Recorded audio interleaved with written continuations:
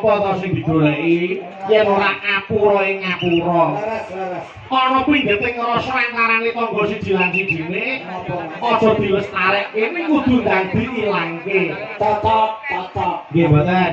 Napa-napa niku wong jenenge menungso yen isih urip mesti kedunungan salah lan dosa. Apes murka lali niku sandangane menungso. Betul. Mula kabeh niku becike tinimbang ngoreksi kekurangane wong liya luwih becik kita introspeksi diri, mawas diri dandangi awake dhewe karep saya becik. Laras Mas, laras. Nggih Mas Gareng. Tidak saling menyalahkan tapi saling memaafkan. Inggih. Awang yo anu napa niku piyai niku nek ngapura iki wis atine yo lega, ora ngregeti pikiran, ora marake penyakit. Boten ganjel ati. Betul. Nggih. Mas Gareng, menika gandeng bintang tamu akeh banget. Iya mbok siji diaturke. Ditanjake Mas. Ayo mesti no. Mumpung iki wis suasanane sing suasana ngaten iki. Nggih. Nggih, malah pun ngumpul kabeh. Alhamdulillah. Sampun pareng sowan sedayanipun. Nggih. Menika mbak-mbak Waranggono yang sedang naik daun kabeh. Nggih, naik daun bangsa ulo tetek dadi naik daun. Ya ora kok ya. Nggih, bakune nembe dipun petang kalian para penonton. Leres. Nggih, Menika anu Mas Gareng aku tak nyuwun tulung sik.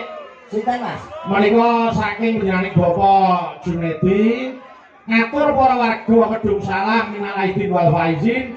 Banyak salah kami sekeluarga mohon maaf yang sebesar-besarnya. Nggih. Menika ngersakaken lagon Podang Kuning dening Mbak Lintang Kairo.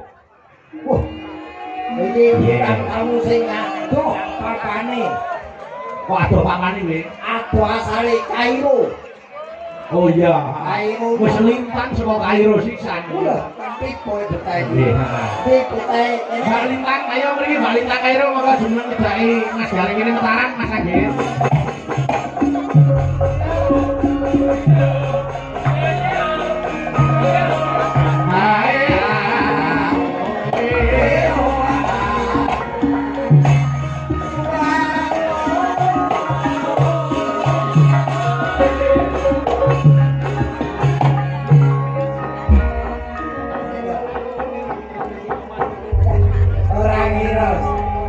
bocah kaya pring kok Sik kodane Pripun to? ngarane kaya pring maksudnya piye? lha iki bocah cilik diri Lah kok emang pawane nggih ngene iki lho Pak De. pawak Pawaan. pawaan iki ora iso ninggal sekolah iki Nggih. sing penting adat cilik sehat ya Dok Sehat Pak De, alhamdulillah. sik dimana ditepung piye kene jenengmu komplit sapa Dok Nggih saderengipun ngaturaken sedaya Kakang para bapak ibu sedaya Masya Allah. Niki kula takjub sekali penontonnya sangat banyak Pak De. penontonnya uang kok banyak Maksudnya niku Akeh banget niku lho. banget ngono lho. iya ke ampun banyak Nggih awet saking mriko wau sampun iki ora mung saka desa kene uga desa tetangga padha mirsani bahkan di luar kecamatan pun sami Saka Blitar enek, saka Surabaya enek, lengkap sana nggih. saka Jember enek. tapi iki cocok karo Pak Junedi ning gelar tontonan Amin. Ayo no. Alhamdulillah. Nggih. jenengmu sapa jenengmu Kula Lintang Kairo. komplite Lintang Kairo. Tok wis tok tok. Lintang Kairo wis komplit kuwi. Sajane wonten lho Pak De. apa Dulu niku namanya Ubay Lintang Fatmarwari Ngalah Khairun. Panjang kok Pak De? wis kuwi bae lintang kairo kowe Lintang Kairo ta? sing diwong angel liratu lintang kairo lintang ki lincah bocahe tanggapane rame Nah, mosok lho Pak De. lho kok iki kaya amin Amin. Matur suwun. Ayo Mbak Lintangi didongakne leluhur ya kudu amin. Amin. kok tembungmu ra enak Apa nek salah to? didongakne leluhur ki wis podang e Lah niku lak pikiran sampeyan sing kula karep kuwi piyai sepuh sing luhur bebudene Sesuk ngoten lho. kuwi ngoten lho Pak De. sepuh kok luwur. Nggih. Padahal ya padha to Pak De. Ya ora beda. Anu Rita isih sekolah, Nduk, sayang. Kasih kelas tunggal SMA sama SMA pundi, Mbak Lintang? SMA 1 Puncu Mas Dalang. SMA 1 Puncu. Nanti kalau dibersani Bapak Ibu gurune ben bangga, SMA ini ya ben bangga duwe murid yang berprestasi kaya Mbak Lintang kae lho. Bae aku ya wis tuwa. Jebul biyen iki sing mentik-mentik saiki SMA ya wis ora apa-apa, sing penting sekolah ditutupi, karir tetap berjalan tapi sekolah tetap ditempuh dengan baik dan benar. Iki ana pundutan lagu Nggih, Mbak Lintang. saka Bapak Junedi. Nggih, saking Pak Jun ngersakaken podhan kuning. Ya dibawani sik kaya apa suarane. Bapak Jun kita sik enggak? Ayo jelas ngaten. Ingkang pundi? Ah. Bapak Jun.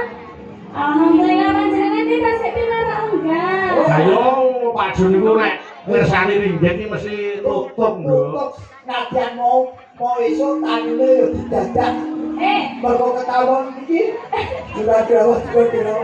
Lagi toh. Saiki isih Tanggung jawabnya itu sangat besar sekali loh. betul. Pak De. Iki ape dibawane kok. Podang kuning. Nggih, dibawani ya gawane no, podhan kuning. Monggo, iya Pak Lintang. Monggo.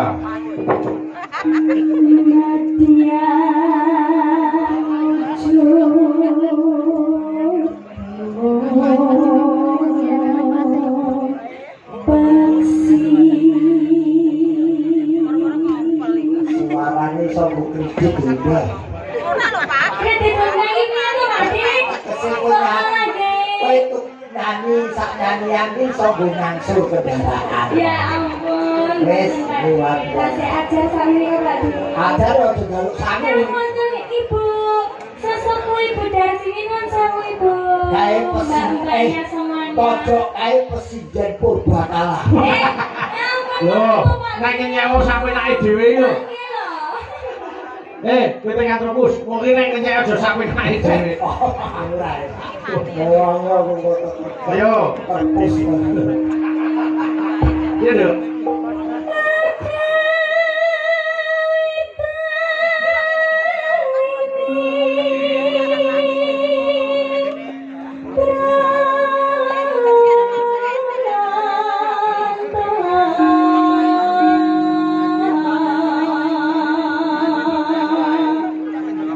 Diucapkan ugi Pak De.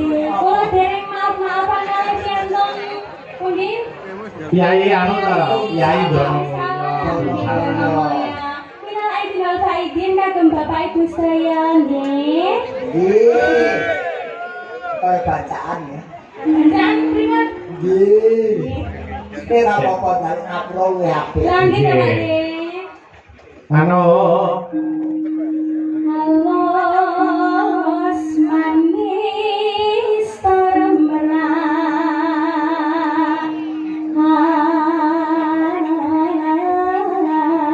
hati.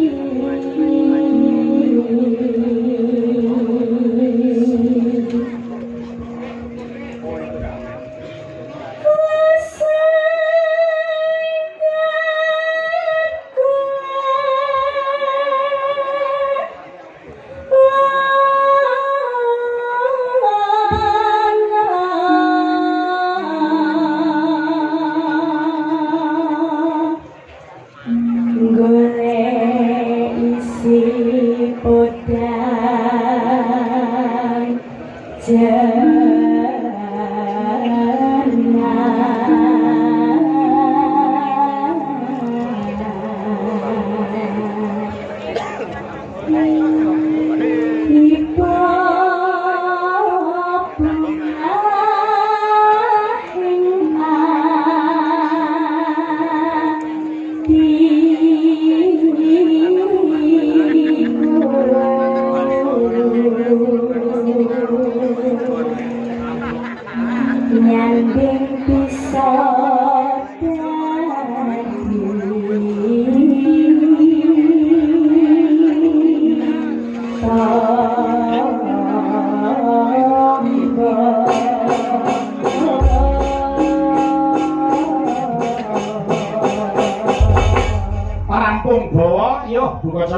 langgame. Monggo, Nduk.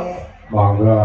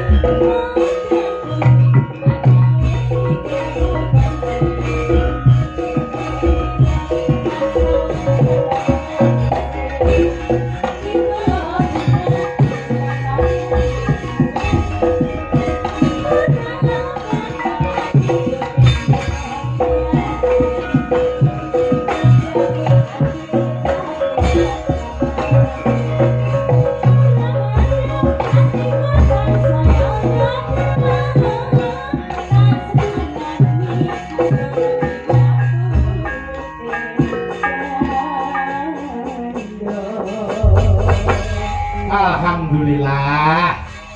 Wis diaturke, matur nuwun nggih, Mbak Lintang. Matur nuwun, Nduk. Ya, matur nuwun. Ono angker meneh. Arek angkem piye, Mas? Sampeyan upama duwe anak kaya